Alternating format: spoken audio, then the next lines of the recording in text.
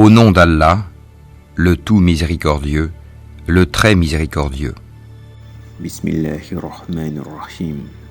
Lorsque ton Seigneur confia aux anges « Je vais établir sur la terre un vicaire, khalifa », ils dirent « Vas-tu y désigner un qui y mettra le désordre et répandra le sang quand nous sommes là à te sanctifier et à te glorifier ?» Il dit « En vérité, je sais que vous ne savez pas. » Alors nous dîmes « Ô Adam, celui-là est vraiment un ennemi pour toi et ton épouse. Prenez garde qu'il vous fasse sortir du paradis, car alors tu seras malheureux. » Adam fut établi sur terre. Il y a une croyance qui vise à penser qu'Adam était au début au paradis et qu'il est descendu sur terre après que Satan le trompa.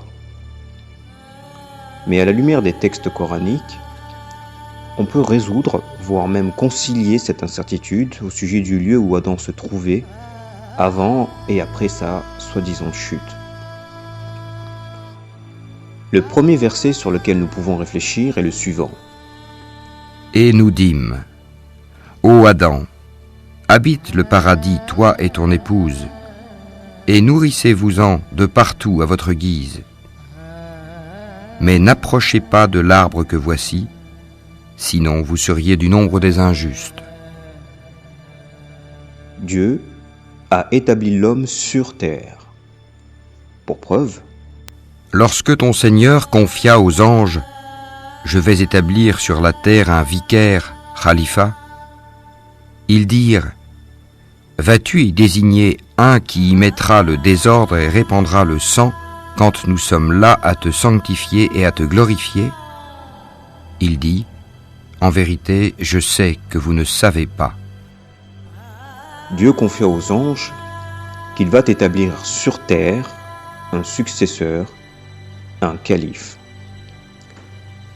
Il s'agissait bien ici d'établir Adam sur la terre et non sur un paradis qui soit en dehors de la terre.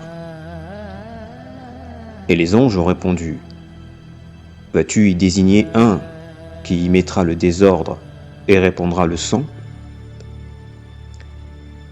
Si Adam était dans un paradis en dehors de la terre, comment pourrait-il créer du désordre et répandre du sang au paradis ? Dans la croyance commune, il n'y a que sur terre où l'homme peut répandre du sang, et non au paradis. Le sang fait partie du corps, d'un corps physique soumis aux lois terrestres. Lorsque les anges ont répondu à Dieu « Vas-tu y désigner un qui y mettra le désordre et répandra le sang ?» Il s'agissait bien ici de la connaissance de ce que l'homme est capable de faire sur la terre, c'est-à-dire d'y créer des conflits sur terre. Gardez donc à l'esprit que Dieu fit de Adam un khilafa, un successeur sur terre. Il fut dit à Adam d'habiter le jardin, le Jannat, qui signifie à la fois jardin et paradis. Et nous dîmes « Ô Adam, habite le paradis, toi et ton épouse, et nourrissez-vous-en de partout à votre guise. Mais n'approchez pas de l'arbre que voici, sinon vous seriez du nombre des injustes. » Après la décision de Dieu d'établir un représentant sur terre, Dieu dit à Adam « Habitez le jardin, qui n'est autre que le jardin de la terre. » Un jardin, un paradis situé sur terre. Ce Jannat est à la fois ce paradis terrestre et ce jardin paradisiaque. Jannat signifie jardin et paradis, c'est-à-dire un jardin paradisiaque, un jardin de sources, d'arbres et de fruits, où Dieu dit « Nourrissez-vous-en à votre guise ». Dieu a donc établi Adam sur la terre en lui demandant d'habiter ce jardin qui est la terre et de se nourrir des fruits de ce jardin, mais de ne pas approcher d'un arbre en particulier. Pourtant perdure toujours dans notre esprit cette incertitude au sujet du lieu où se trouvait Adam. Était-il au paradis, jardin, ou était-il sur terre, La réponse à cette question est en fait les deux. Car en effet, ce paradis, ce jardin d'Éden, était situé sur terre. Le jardin terrestre et le paradis terrestre ne font qu'un.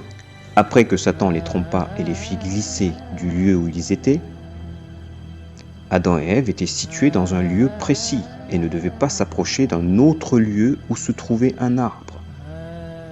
Mais de l'endroit initial où ils se trouvaient, Satan les fit glisser pour les amener à s'approcher de cet arbre. Et c'est de là que le verset dit : Peu de temps après, Satan les fit glisser de là et les fit sortir du lieu où ils étaient. Et nous dîmes : Descendez du paradis, ennemis les uns des autres, et pour vous il y aura une demeure sur la terre et un usufruit pour un temps. Satan les fit sortir du lieu où ils se trouvaient, mais initialement. En réalité, Adam se trouvait dans ce jardin, à un endroit particulier, mais Dieu l'a expressément demandé de ne pas s'approcher d'un arbre. Puis le diable le tenta en disant : Ô Adam, t'indiquerai-je l'arbre de l'éternité et un royaume impérissable ? Mais il fut trompé par Satan et s'est approché d'un lieu où se trouvait l'arbre. Probablement d'un arbre situé en hauteur, en montagne. Mais c'est Satan qui les fit sortir du lieu où ils se trouvaient, pour les amener à s'approcher de cet autre lieu où se trouvait l'arbre. Alors nous dîmes : Ô Adam, celui-là est vraiment un ennemi pour toi et ton épouse. Prenez garde qu'il vous fasse sortir du paradis, car alors tu seras malheureux. Dieu, de par son pouvoir, n'a pas fait descendre Adam de l'endroit où il était. Il a demandé à Adam, qui est un homme fait d'un corps et de jambes, donc soumis aux lois naturelles de la gravité, de descendre lui-même du lieu où il se trouvait. Probablement du lieu où il était monté en s'approchant de l'arbre défendu. Donc je vous rappelle la chose suivante. Si Adam fut nommé Khilafah sur terre, il était donc sur terre.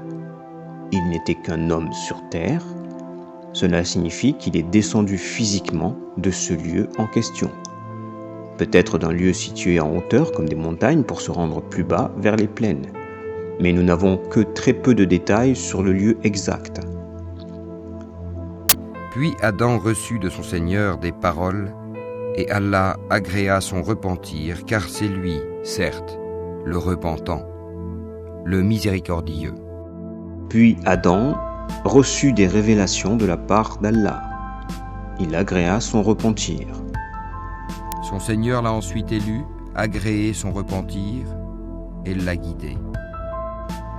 Satan prit l'engagement de détourner les enfants d'Adam du droit chemin, c'est-à-dire comme il fit sortir Adam du jardin d'un lieu d'un séjour agréable. Satan nous trompe et nous fait sortir du droit chemin, raison pour laquelle Dieu dit à Adam qu'il enverra des guides pour rester sur le droit chemin afin de ne pas perdre ce paradis. Il dit : Descendez d'ici, Adam et Ève. Vous serez tous, avec vos descendants, ennemis les uns des autres. Puis, si jamais un guide vous vient de ma part, quiconque suit mon guide ne s'égarera ni ne sera malheureux. Et concourez au pardon de votre Seigneur et à un jardin, paradis, large comme les cieux et la terre, préparé pour les pieux. Et quant aux bienheureux, ils seront au paradis pour y demeurer éternellement, tant que dureront les cieux et la terre, à moins que ton Seigneur n'en décide autrement. C'est là un don qui n'est jamais interrompu. Puis nous fîmes de vous des successeurs sur terre après eux, pour voir comment vous agiriez. Et nous avons certes écrit dans le Zabour, après l'avoir mentionné dans le livre céleste, que la terre sera héritée par mes bons serviteurs. Voilà le paradis dont nous ferons hériter ceux de nos serviteurs qui auront été pieux. Ainsi nous les fîmes donc sortir des jardins, des sources, des trésors et d'un lieu de séjour agréable. Il en fut ainsi, et nous les donnâmes en héritage aux enfants d'Israël. Ces versets montrent bien qu'Adam n'était pas le seul à hériter du paradis, du jardin, et n'est ni le seul à sortir de ce paradis, à sortir de ce jardin. D'autres peuples sur terre ont hérité de ce paradis qui n'est autre que ce jardin terrestre. Nous, les enfants d'Adam, héritons de ce paradis, héritons de ce jardin, héritons de cette terre. Mais l'épreuve est que nous pouvons perdre ce paradis, ce jardin d'un séjour agréable, et que celui-ci puisse être donné à d'autres qui auront été justes.